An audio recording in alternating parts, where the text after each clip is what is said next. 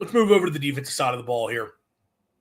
And this is one where it could be difficult to figure out for sure because didn't get a ton on where certain guys were lining up and how they're going to – you also never know for sure where they're going to prefer players within a system. We always assume, all right, whoever is the heaviest guys in your defensive line, well, that's your nose guard. But sometimes that's not the case. There are some teams that like a bigger player at defensive tackle than it knows. What type of bodies do you want at defensive end versus – your Sam backer, all that kind of stuff. But this is kind of our best guess right now looking at the Bulldog defense. Look, Will Whitson did not play throughout spring as he was continuing to rehab. I think he's going to be a starter defensive end. I fully expect that. Sounds like DJ Reed has moved from tackle to defensive end under Zach Arnett, though, just based on what we heard from the spring scrimmage. So I think you're probably seeing him as your number 2 there. And then Jason Jenkins and Gus Cordova as your transfers are both guys who have opportunities to contribute. I think there's a lot of buzz that Cordova especially, when it's all said and done at the end of the year, that might be a guy who is going to be hard to keep off the field because of the potential that he has there. But Whitson especially, you feel really good about. And then if you can get one of these other guys to break out at that defensive end spot, you're in a good shape. Nose guard, Dalen Evans from Texas A&M was starting there, and I'd imagine he's going to be one of your starters up front. I think Dre Bledsoe running second team behind him makes sense. Diesel Moy as another guy there who's sort of that big body in the middle. Calvin Dinkins was another guy that we didn't see in the spring scrimmage, but I would have him starting at defensive tackle as it stands right now with Trevion Williams. It sounds like Williams has made that move back to D tackle. He was playing for defensive end under Coleman Hutzler. He was a tackle when Zach Arnett was here. Sounds like he's back at tackle with Colin Coates as another depth piece there. Look, this defensive line, I think you've got good potential for sure. Definitely need a few guys to step up, but I've talked about it a lot. I think you have SEC bodies in the room. I think you've got guys who can be competent players and can play roles well. If you can get a few guys to be true disruptors, and that's where you talk about a Will Whitson, you talk about a Dalen Evans. Really, Calvin Dinkins is showing the flashes. Can Cordova be that guy? You have that opportunity for this defensive line to be really good or at least solid. Maybe really good is a bit of a stretch from where they've been the past couple of years, but it should be a better defensive line than what you've had, especially with the upgrades in coaching. Going to linebacker, that Sam linebacker spot, which of course is that stand-up edge. Amari Williams, by all accounts, that's who you brought in to be the starter. It sounds like he's taken over that role well throughout the spring. And it sounds like people seem to feel like he's been a solid player. So big shoes for him to step into. I say that there was not a spot before where you had a good player there. It was just one of those cases of you need somebody to step up. A lot of pressure on him, but it sounds like he's up for the occasion. LaKendrick James also fits the mold. He was getting reps there. Micah Nickerson as the true freshman. I think there's a lot of buzz like, hey, what can he be for you as a true freshman, even if it's just a situational pass rusher could kind of play that role. Tyshawn Willis, it sounds like, was playing maybe a little bit more defensive end, which is interesting. Just 250 pounds. I would imagine they play him more at Sam. But maybe that's a guy who could go either way for them on either end of the line. This is a spot that, of course, going to kind of be – this is one of those make-or-break positions on defense. They need somebody out of this group to be a stud for them. They like what they have in Amari Williams, but you need to see a little bit more. Zachary Tillman was not available in the spring game. Neither was Jalen Smith, for that matter, when you talk about your inside backers. But I think Tillman, you expect him to be a starter as a senior and a guy that has shown a lot of flashes throughout his career, a very athletic player, a very disruptive player. I think he fits what you want to see from a Zach Arnett defense really well. Fat Forrest sounds like he's kind of moved up the depth chart a little bit and actually moved ahead of Darian Gillette. I kind of have him listed as an or right now as the backup at Mike, but sounds like Forrest has sort of gotten himself in the mix there, which is good as a fifth body in the linebacker room because you know what you have in Tillman and Gillette.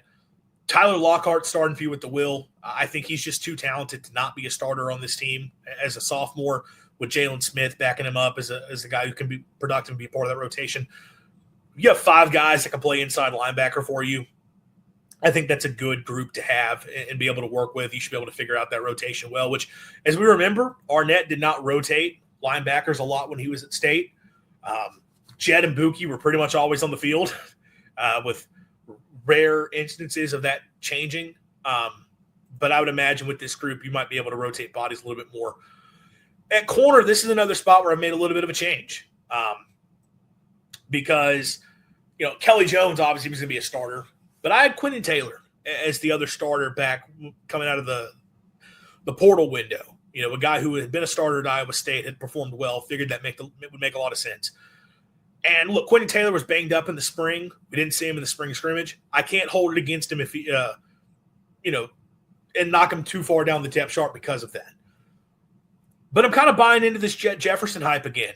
We've talked about it a lot. Jefferson back last fall was one of those guys who it sounded like they were really excited about and felt like he was going to be a starter opposite of Kelly Jones. They felt like with him and Kelly, they could have a good corner tandem. And obviously he got injured, had to take a red shirt, and only played 4 games on the season.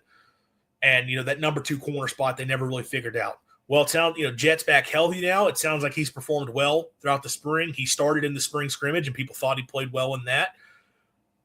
I'm going to go with the experienced guy here.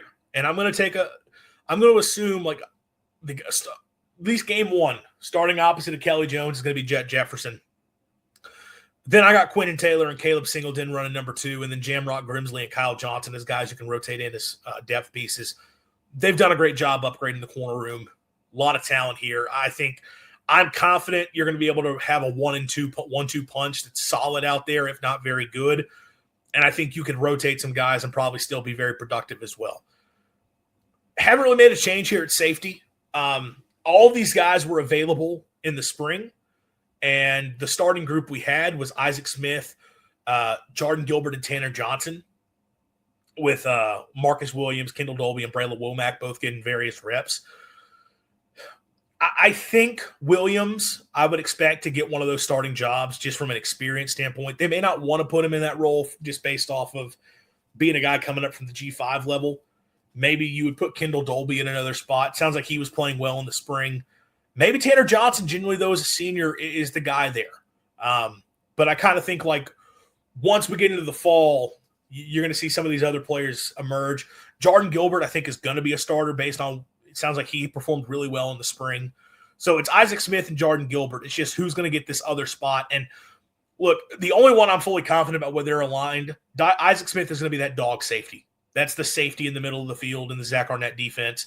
That's the guy who kind of plays, he'll sometimes play as a deep middle of the field player. Other times he's flying down to the box and run support. Sometimes you're bringing him up into the box and then rushing him. That's the one guy I know where he's going to be at. I think Kendall Dolby would play a similar role based on what he did at Oklahoma when he was healthy. And then between these other guys, I kind of just took a guess based on what they had done previously in their career, whether they're going to play to the field or the boundary. But again, you got a good group. And Braylon Womack's going to play. Braylon Womack absolutely going to see the field as a true freshman and going to be a big part of what Mississippi State does. And if you're telling me by the end of the year he's a starter, I will not be surprised whatsoever. But this is another group I think State's got some good talent. And, Kyle Ferry's going to start a kicker. Ethan Pulliam at punter. I don't really know where they go for kick return. Could definitely see Anthony Evans there, Zion Ragens, maybe a Colin Wilson or Xavier Gayden get involved. But I think that's kind of your special teams group you're talking about. But for the defense as a whole, again, I've got some cautious optimism here. I love what you got at linebacker. I love what you got at corner. I really like what you got at safety overall, potentially love it. It's just defensive line, which is the most important part, obviously. If that part doesn't work out, you're in trouble. But I think they've got defensive linemen who can be good contributors and guys who can step forward. If you get a couple guys up front that you can trust to kind of consistently be disruptors and create negative plays, and this is a defense that encourages that and can kind of scheme some of that stuff up, I think you're going to get a nice step forward. And I really like the potential you have there. So